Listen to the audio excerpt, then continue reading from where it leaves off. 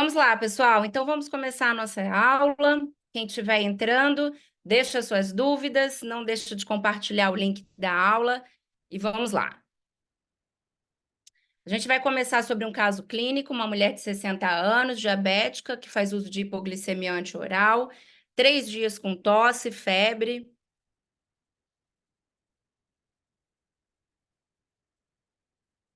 Só um minutinho, gente. 3 dias com tosse, febre e prostração. E aí, nas últimas 24 horas, dispneia aos médios esforços, procurou o pronto-socorro.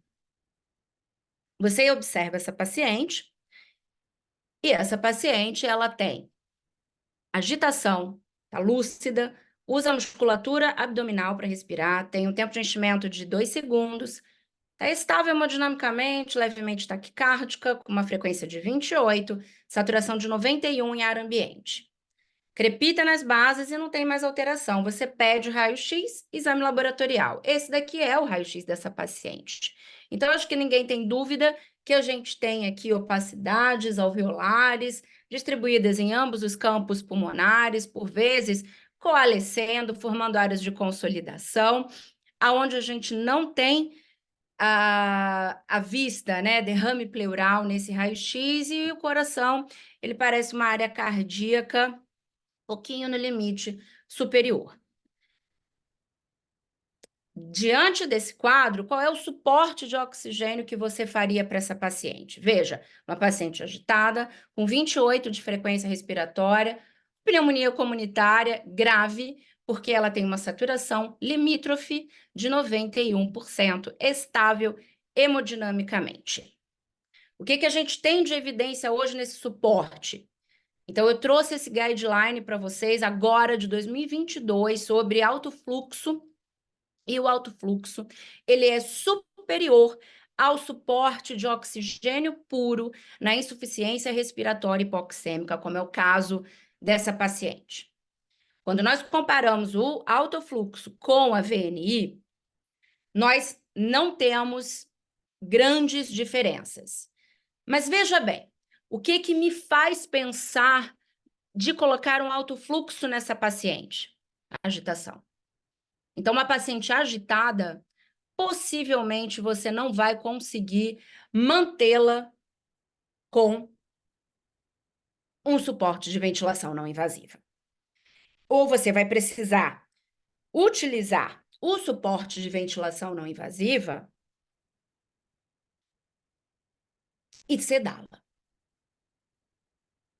Você colocou no alto fluxo e vem essa gasometria arterial, 7,48 de pH, 27 de CO2, 55 de PO2, já caracterizando uma insuficiência respiratória hipoxêmica, nada mais compatível do que um distúrbio ventilação-perfusão associado a uma pneumonia comunitária grave. Com um bicarbonato de 20 e um base de menos 1,2, saturando a 93%, com alto fluxo, com fluxo de 50 litros por minuto, uma FO2 de 80%. Você classifica essa paciente como SARA ou não é SARA? A gente tem aqui uma relação PaO2-FO2 menor do que 100, com infiltrados pulmonares bilaterais, com um quadro agudo em até 7 dias. Essa paciente, pela nova classificação, ela é SARA. Então, veja, antigamente, pela classificação de Berlim, a gente tinha diversas, né, a gente tinha diversas limitações para classificar o paciente com síndrome do desconforto.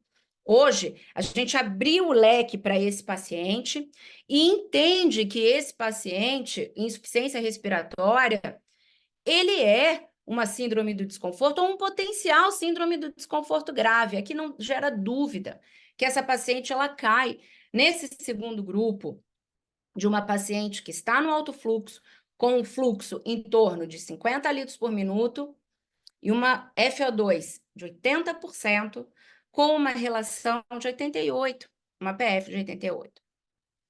A gente observa que hoje os pacientes não intubados que estão em suporte de alto fluxo e VNI, eles também podem ser classificados como síndrome do desconforto. E isso gera uma atenção especial para esse paciente, porque, veja, o conceito de infiltrado pulmonar na SARA é um conceito de um edema pulmonar inflamatório difuso, e que ao passo que eu tenho evolução dessa doença, eu tenho a piora desse edema. Utilizar a ventilação não invasiva pode ser interessante. A gente tem uma evidência até mais forte em utilizar hoje o helmet nos pacientes com síndrome do desconforto por COVID ou pneumonia grave por COVID, como tem mostrado as evidências. E esse guideline, na verdade, essa revisão, agora também, de 2021, lá do Intensive Care, ele mostra que é interessante a utilização de um suporte não invasivo para os pacientes com síndrome do desconforto leve a moderada, a fim de evitar a ventilação mecânica. Mas, prestem bem atenção, existe um risco de lesão pulmonar autoinfligida por esse paciente. E essa lesão pulmonar autoinfligida, ela vem de mecanismos extremamente complexos, que a gente vai ter que prestar bastante atenção, por ela ser um inimigo silencioso. A gente tem esse paciente em insuficiência respiratória, com aumento do seu drive respiratório hipoxêmico, distendendo os receptores de estiramento intrapulmonares, fazendo com que aconteça um estímulo respiratório maior e uma força muscular muito grande para que esse paciente respire. Isso aumenta a pressão transpulmonar, isso aumenta o volume corrente e também aumenta a frequência respiratória, levando esse paciente ao risco de volutrauma, barotrauma e atelectasia, mas principalmente a lesão pulmonar autoinfligida. A gente não tem ainda algo concreto para mensurar essa lesão. Mas veja, se o seu paciente você coloca em ventilação não invasiva ou no catéter de alto fluxo e em 2 horas ele não melhora o seu drive, ele não melhora a força muscular, você observa que ele usa musculatura acessória, você com certeza sabe que esse paciente está lesando esse pulmão. E veja, se eu tenho edema pulmonar inflamatório, com todo esse esforço respiratório, eu vou aumentar ainda mais esse edema pulmonar. Esse paciente, ele tenta abrir essas áreas colapsadas com esse esforço respiratório, aumentando mais ainda a sua pressão transpulmonar nas áreas de interface entre pulmão bom e pulmão colapsado, que acontecem bastante nas nossas áreas posteriores. E essa abertura e fechamento cíclico desses alvéolos fazem com que exista mais inflamação. Então, é uma faca de 2 gumes também colocar esse paciente num suporte não invasivo. O grande aliado nosso é o exame físico, é observar esse doente. Nós temos uma aula extra lá na nossa plataforma do curso de ventilação mecânica, que vai falar só sobre esforço, isso é top trending da ventilação mecânica. Não dá hoje para a gente abordar o paciente de insuficiência respiratória sem esse tipo de abordagem. Então, veja bem, esse paciente tem 2 horas para melhorar. Em 2 horas, ela ainda está agitada, ela aumenta a FO2 para 100%, ela ainda está taquipneica, ela cai a sua relação e, mais ainda, ela tem um Roxy Index reduzido. E o Roxy Index é o índice de avaliação do catéter de alto fluxo. Já está bem validado na literatura que, diante desse fluxograma, que é um fluxograma novo também, de 2020, a queda do ROX após 2 horas, menor do que 0,5, ou um Roxy Index em 2 horas menor do que 2,85, que é o que essa paciente tem, é para a gente considerar intubação orotraqueal. Então, não perder tempo é importante na proteção pulmonar. Lá no nosso e-book tem um capítulo só de proteção pulmonar, só de lesão pulmonar induzida pela ventilação mecânica. E, mais uma vez, compilar esses conceitos à beira do leito é super importante. Você juntar a evidência com essa rapidez de avaliar o paciente, porque, veja, são 2 horas.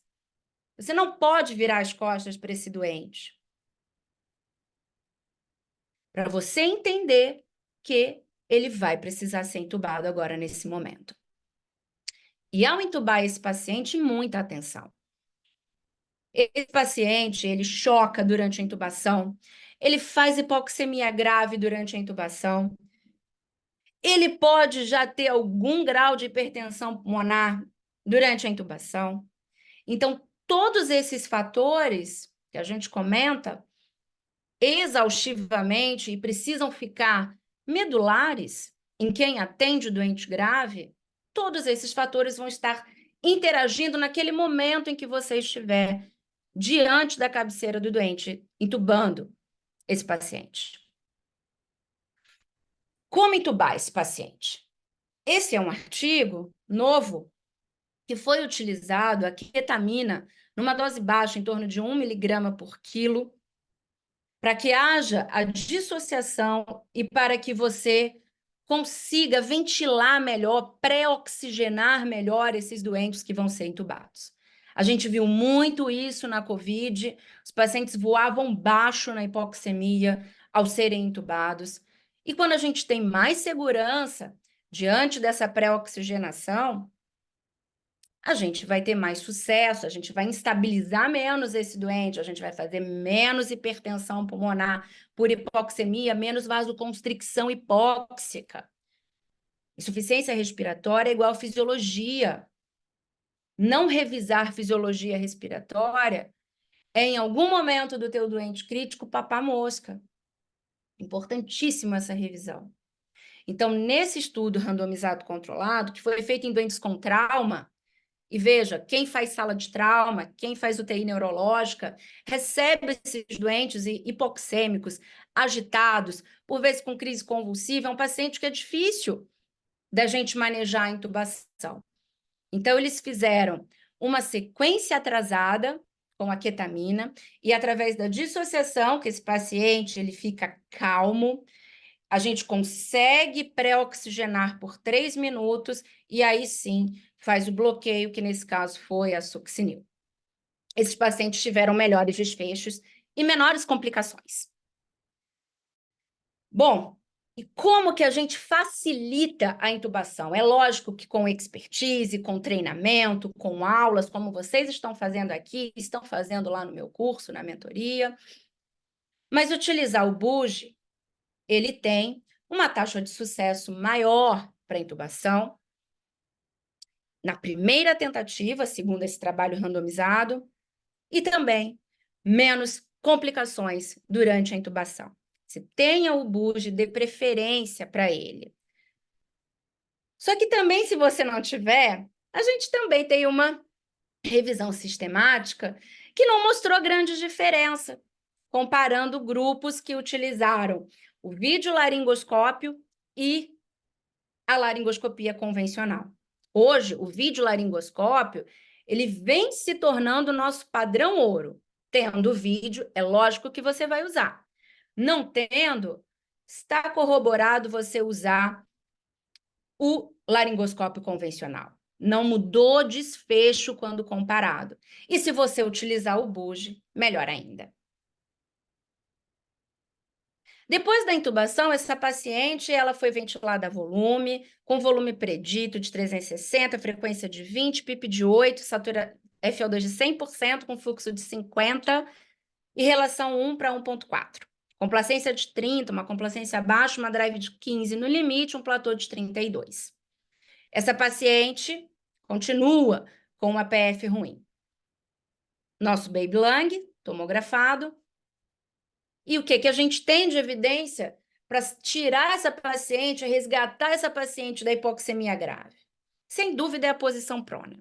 E se você puder utilizar a posição prona, segundo essa revisão da ATS, que revisa as diretrizes novas de SARA, utilize-a. A prona, por períodos prolongados de 12 a 18 horas, ela mudou a mortalidade. Mas é muito importante a gente entender que precisa de uma equipe capacitada, que precisa de cuidados durante a prona, e alguns pacientes, a gente até discute isso lá no curso, eles vão precisar de uma nova titulação de PIP em prona, pelo ponto de vista fisiológico que a prona faz no pulmão desse doente. O paciente vem melhorando, foi pronada, foi supinada, foi suspensa a sedação e analgesia, e ela foi para suporte.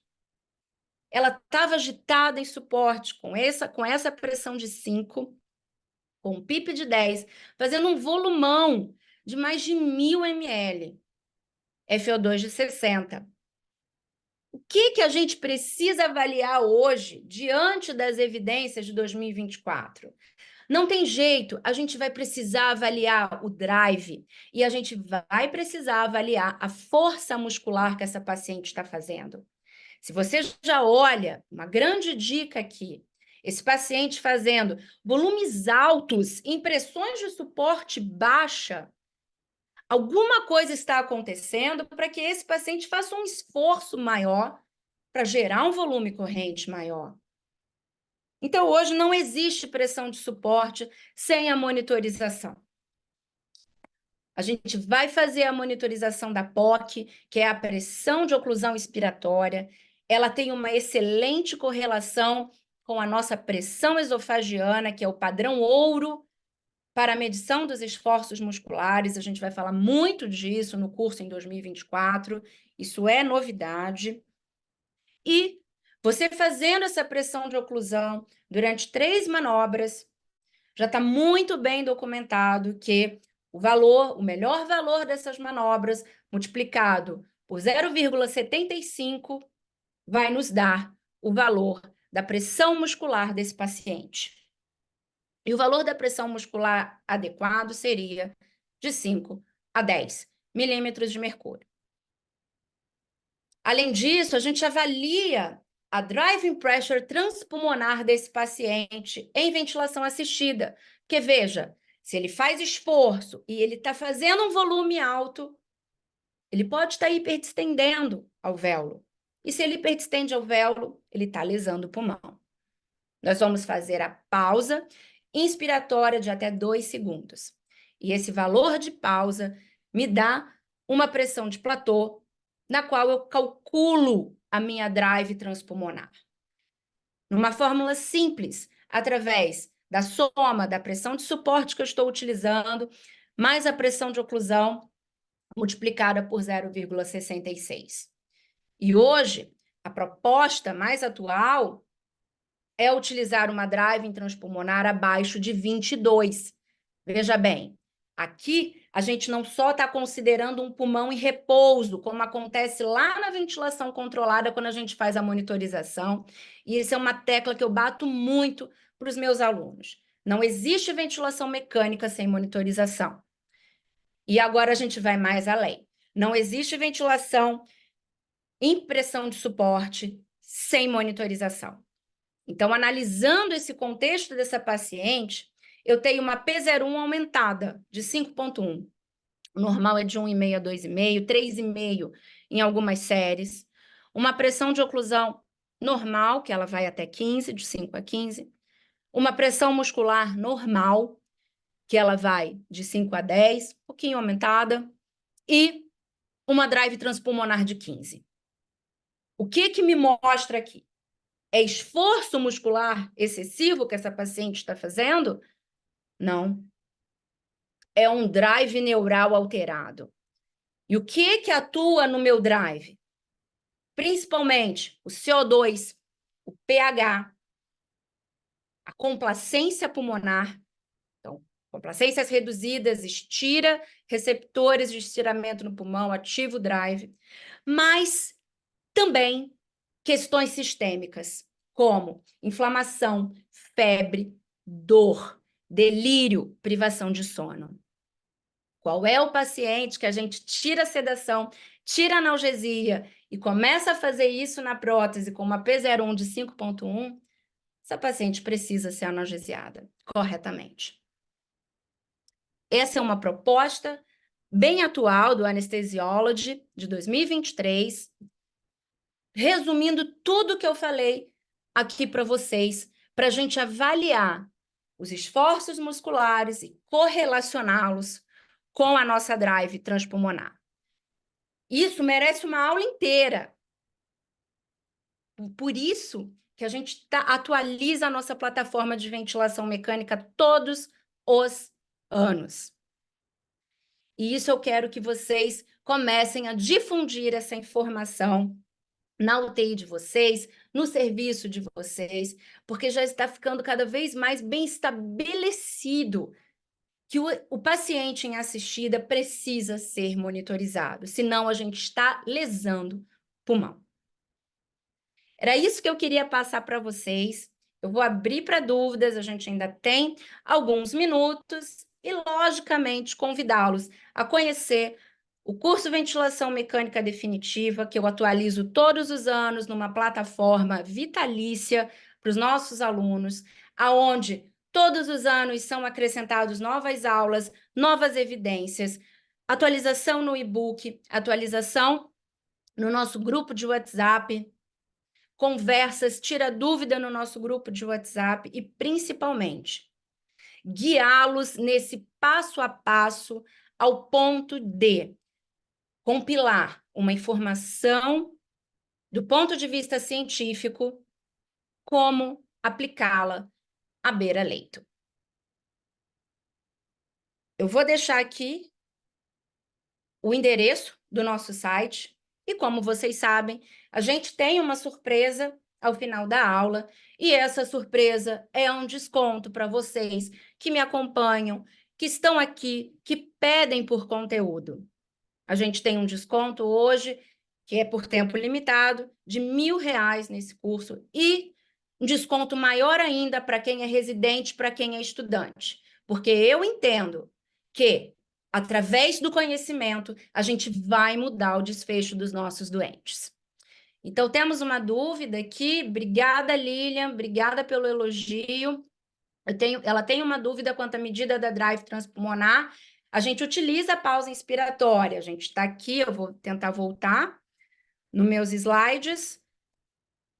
Observa aqui, Lilian, que a gente faz uma pausa inspiratória. São 3 pausas de até 2 segundos. E o melhor valor a gente vai utilizar nessa fórmula simples. Não precisa copiar, tirar print. Eu vou mandar todos os artigos para vocês. Obrigada, Marta. Marta já é aluna do curso, é aluna da mentoria também. A gente também tem a mentoria, né, de terapia intensiva com mais 3 professores excelentes. E vocês sabem, eu não me canso de trazer informações novas para vocês. Então, quem já está lá no curso vai receber essa aula. Quem não assistiu essa aula, perdeu. Quem ainda não faz parte do curso vai receber todas essas informações. E vocês que ainda estão namorando, não é o seu momento de fazer um aprofundamento na ventilação mecânica, vão receber todos os artigos que foram comentados durante essa aula. Eu queria agradecer a presença de todos, me coloco à disposição para esclarecimento de dúvidas, podem colocar as dúvidas aqui, como também lá no nosso grupo de WhatsApp. E eu fico também à disposição para esclarecimentos e dúvidas sobre o nosso curso de ventilação mecânica de 2024. Obrigada a todos.